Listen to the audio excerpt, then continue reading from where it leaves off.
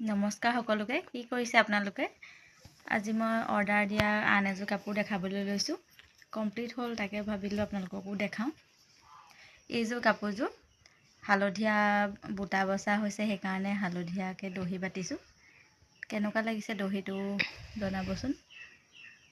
এটা কালাৰে দিছোঁ দহিটো। মেখেলাখন এইখন চাদৰখনৰ নিচিনাকৈ আছে, ওপৰত সৰু সৰু বুটা কৰা আছে। ব্লাউজটো ডিজাইন দিবলৈ দিছিলে, এইটো আগফালটো এনেকৈ ৰাখিব দিছিলে। ব্লাউজটোৰ ডিজাইনটো কেনেকুৱা লাগিছে জনাবচোন দেই। আৰু এটা ব্লাউজ দেখাবলৈ আছে,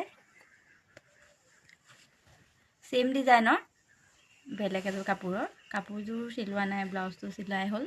তাকে ভাবিলোঁ আপোনালোকক দেখাওঁ। কেনেকুৱা লাগিছে জনাব। মোৰ ব্লাউজটো বৰ মৰম লাগিছে ডিজাইনটো হেৰি।